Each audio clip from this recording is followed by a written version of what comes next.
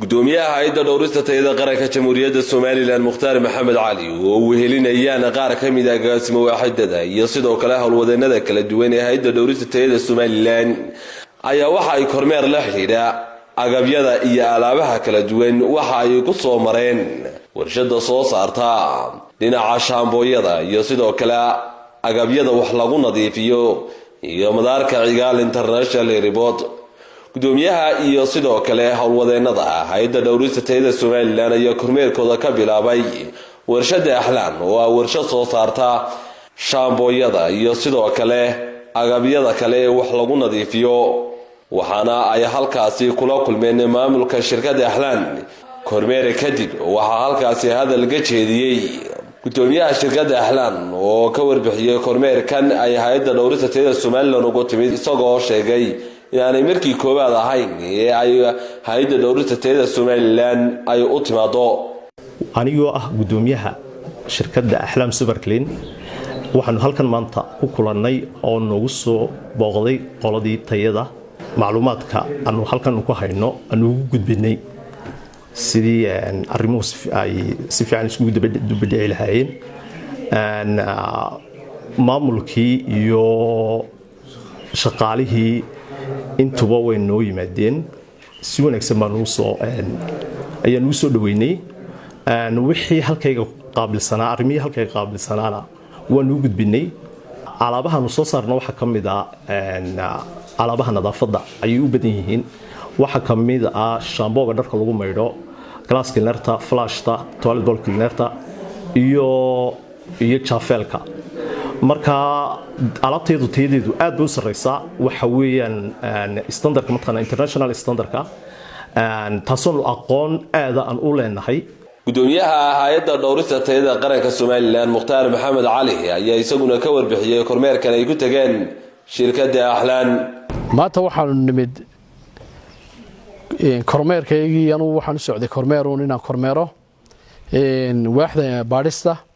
oo iyadu shaqadeedii waajibaadkeedii maalinlaha wadatay oo bil walba 10 warshadood gasha oo saddexdii cishaba malaha Soomaa hal warshad ku jirta maanta waan la soo qayb galay oo waan kormeeray iyagaan soo kormeerayay hay'adda dhowrista tayadu waxay mas'uul ka tahay badqabka ilaalinta badqabka bulshada shacbiga reer Soomaaliland saadaradeed baanu warshad kasta u eegnaa tayada hay'adda quality controlku kuma aha trade ama cadow kuma aha ganacsatada iyo warshadleyda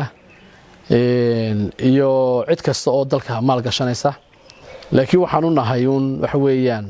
iyagana wixii khaldan waan ka qabanaa oo u saxnaa si aanay bulshadeedii aan mas'uuliyadda naga saarnayd aanay u gaadhin badeecad ama alaab khaldani dhanka kale gudoomiyaha hay'adda dhowrista tayada Soomaaliland ayaa kormeerka la mid ah waxa uu ku soo sameeyay garoonka diyaaradaha Cigaal International Airport iyadoo hay'adda dhowrista tayada Soomaaliland halkaasi ku soo kormeertay daawooyinka iyo sidoo kale agabyada kala duwan ee laga soo dejiyo garoonka diyaaradaha Cigaal gudoomiyaha hay'adda dhowrista tayada Soomaaliland ayaa waxa uu ka warbixiyay kormeerka ay ugu yimaadeen garoonka Cigaal International Airport iyo sidoo kale daawooyin ay ku qabteen garoonkaasi imika waxaan la kulannay dhacdooyin dhacay oo runtii maanta aynu joogno oo ah dawooyinkan la yiraahdo narcotic drugska ama xanuun baabiyaasha oo runtii shacbiga Soomaaliland dhalinyar badan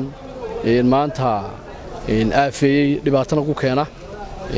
waxaan baabiya loogu talagalay ama suuxdin ha noqoto ama wax kale ha noqoto laakiin dhalinyartii waxay cabaysaa sidii drugs bay u isticmaalaysaa oo maandooriyaal bay ka dhigtaan marka dhibaato badan buu inagu hayaa waad ogtiinoo dalka jaarkeena Soomaaliya aafo badan buu ku keenay waxaasi marka xanuun baabiyaashaas dhibaato badan bay ku hayaan wadamada jaarkeena inagana waxaad moodaa inay himika inay soo galayaan marka kuwii baan airportka saakaba lagu hayaa oon ku haynaa 100 karton oo la yiraahdo Bregablin ayaa la yiraahdaa marka Bregablin-taas Soomaaliland waxa isticmaalaa adduunka waxa isticmaalaa neerfaha lagu talagalay marka qoladii dhakhtarka markaan la xiriirnay waxay noo sheegeen in Bregablin-ta lagu isticmaalo Soomaaliland gudaheedu ay 75 miligram tahay laakiin tan iminka taalla ay tahay 300 miligram markaa 100 kartoon oo iminka la hayo oo dalkana dib loogu celinayo wadamada jaarka ay ugu talagaleen say sheegaan markaa dalka transit buu ahaa bay yidhaahdeen markaa kuwa dalka ma soo geli karaan dib baanan ugu celinaynaa sidoo kale waxaa yaala 250 kartoon oo iyaguna baragabliintaas ah oo iyagana aan ku qabannay kuwaasna insha Allah la gubi doono oo ku wareejin doono dawladda hoose walaal markaa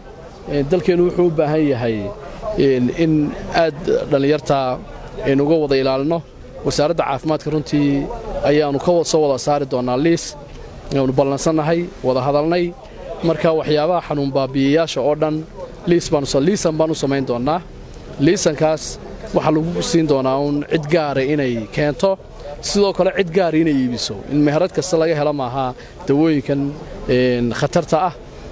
markaas si loo baabiyo ama loo yareeyo ama loo joojiyaba dadkan u isticmaalaya sida khaldan waxay noqon doontaa in meherado gaar la siiyo